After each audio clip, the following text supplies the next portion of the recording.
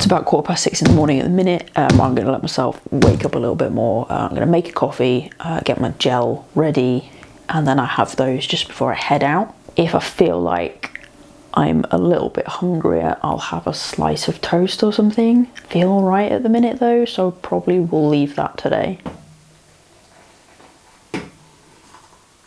Alright, it's about 10 to 7, so coffee down, and I'm gonna get about a third of this gel down. I make up 3 portions usually on a Monday morning. I have one for my Monday morning interval run, one this morning, and then I'll have one on Friday, and that's about 40 grams of carbs. That'll see me through the workout, and then I'll basically get on with breakfast as soon as I get in. And the coffee's just to try and help me focus a little bit.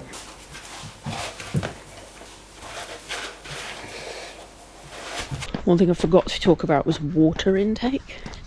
Usually have about 500 mils at least before I head out on. There is a brick in the middle of the road. What's that doing there?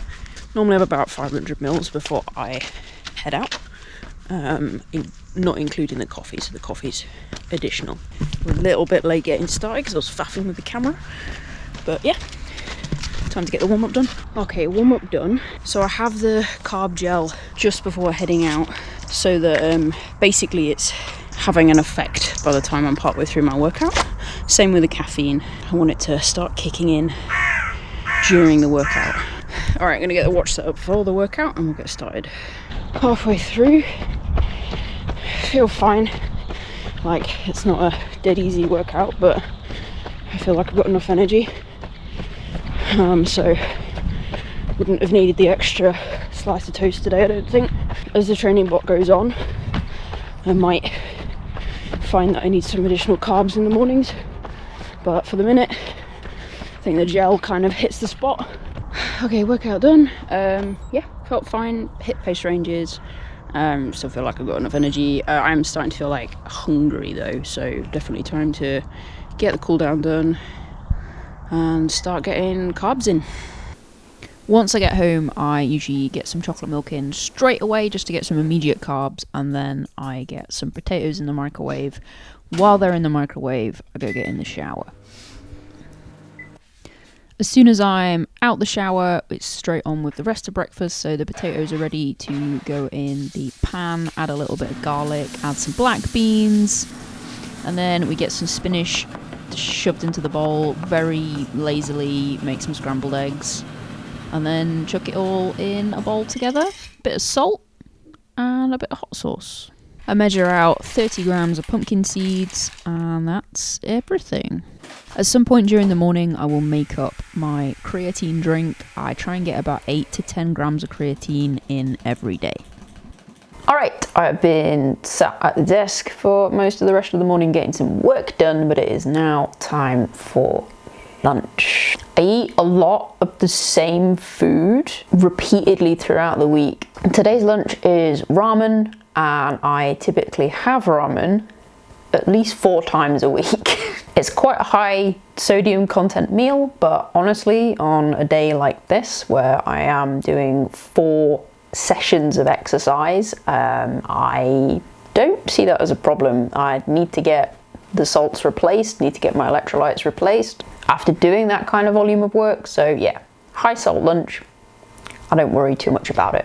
The ramen consists of 100 grams of mussels. I use Shin Ramen as the base.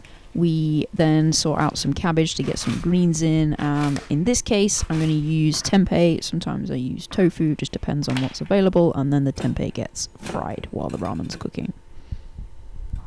I like to try and make sure my main meals are pretty nutrient dense and that we've got a good amount of carbs, protein in every main meal. I tend to find that the fat content kind of takes care of itself with most of the stuff that I cook. I have, I guess, what you would call a lactose intolerant pescatarian diet. I don't eat a ton of fish.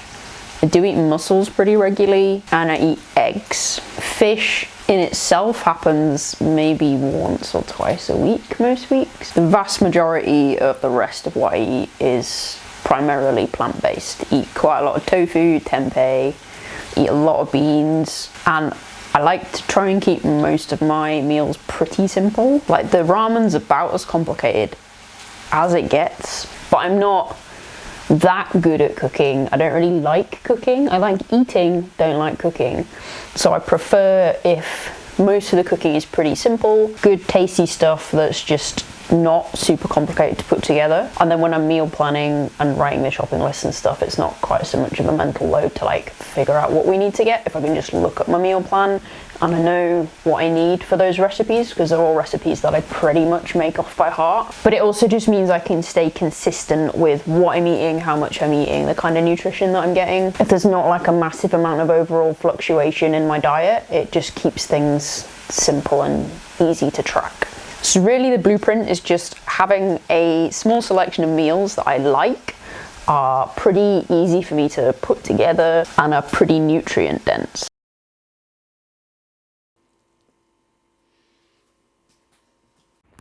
A little while after lunch, it's time to head down to the gym where I will prep for my workout. I will usually get some carbs in via a biscuit or something, and then during the workout I will have some form of sugar.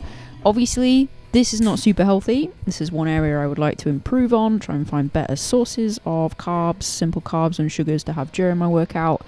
But when I'm doing stuff like this and the day is so busy, I need something. I just feel there are probably better options than whatever sweets and sugary drinks were on offer in Home Bargains. I think some of the problem is that stuff is just really accessible. It's really easy to get hold of. I can walk into pretty much any shop and get something like that I know is going to give me sort of 40 to 50 grams of carbs to intake during a workout. And I just find it a little tricky to find better options. So yeah, really need to work on it though.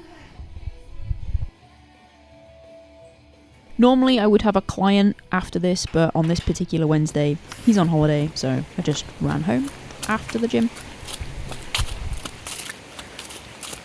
Okay, back home. I'm gonna pretty much get straight on with tea. I operate a 4-week rolling menu when it comes to the evening meals. I used to run into this problem where I'd try and write the shopping list, but my mind would go blank and I'd just forget all the food that exists in the world and really struggle to come up with ideas. So I've just written out a 4-week menu, so I just look at what I need to write on the shopping list each week, so I know exactly what my meals are every week. Just makes it a lot easier to know what I'm eating and what extra I might need on any given day. Like today, I had more sugar.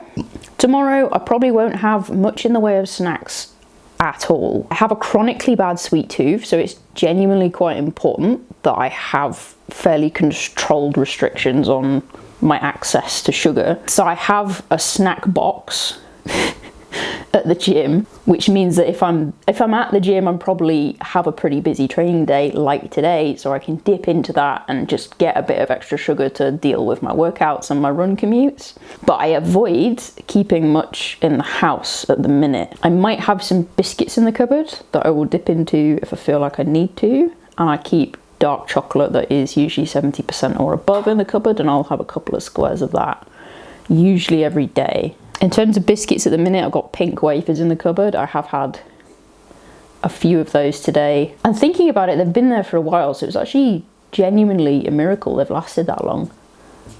Which means I'm getting better.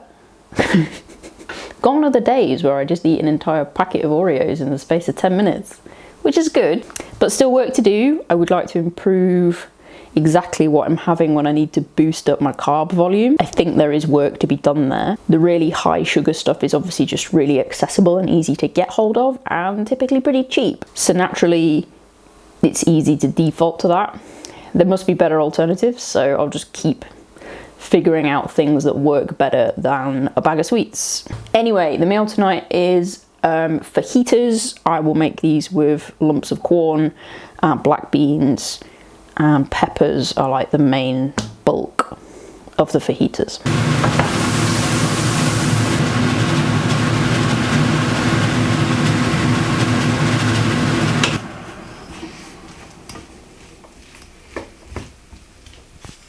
I want to go over a couple of things that I neglected to mention. Aside from creatine, I do supplement vitamin D. I feel like that's pretty important as someone living in the UK, particularly in the winter, because we don't get a lot of sunlight from now until spring. I do supplement additional protein in the form of protein shakes sometimes. Typically, on a Wednesday, I would have a protein shake after my strength workout. On this occasion, I didn't have a client after my strength workout, so I just went straight home and got on with tea. If I've got a client, obviously I'd want to get a protein shake just to make sure my body's still got enough to get it through the rest of the day, and there's not a big gap between the workout and the next food intake. And I will utilize a protein shake in similar scenarios on other days of the week.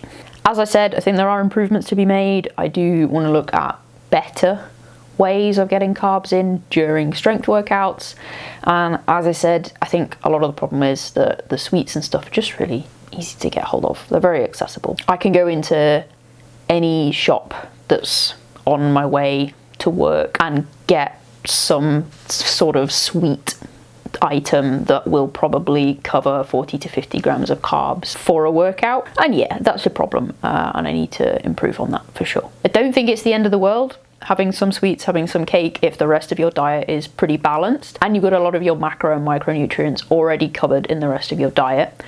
I don't think we need to demonize cake and stuff. I also think it's just important to make sure there's a balance there and that I'm not having like a ton of cake every day or a ton of sweets every day, because that kind of thing obviously isn't great for your gut microbiome or your teeth or whatever. Everything in moderation. I don't track my calories. I don't even really closely track my protein intake. I have a rough idea of what all my main meals have in terms of protein intake. I know how much is in a protein shake. I know how much creatine I'm taking in. So I know I'm getting enough, but I don't micromanage it. And in terms of calories, yeah, I don't calorie count. I've had problems trying to do that in the past, so I just keep an eye on my weight. I weigh myself once a week on the same day at the same time, and I use that as just a measurement metric to make sure that I am eating enough. I started off this training block around 62 kilograms and I'm now down at nearly 61 after 3 weeks, which is not necessarily ideal, but at the same time it's not a rate of weight loss that I am concerned about at the minute. I will monitor it, and if I find that next week, for example, I've dropped again by a more concerning margin, then I'll just eat more. I'll increase my portion sizes for my main meals and I'll put in a couple of extra snacks. I feel it's important not to panic. When you see changes happening, make some micro adjustments. Don't try and change a bunch of stuff all at once. If the overall diet is balanced, covering the macro and micronutrients, and it's generally got varied sources of protein, a lot of different types of plants in there, you're probably getting the stuff you need. The human body is pretty resilient, it can absorb a lot of stuff, so as long as the overall framework is pretty sound, then you can be a bit flexible within that. Alright, hopefully you found some of that useful. Next video on the docket should be Soylent Moor Fell Race, and then after that we'll get back into how the 10k training block is going. So if you're interested in following along any of that sort of stuff, then subscribe to the channel, like the video, and I will catch you in the next one.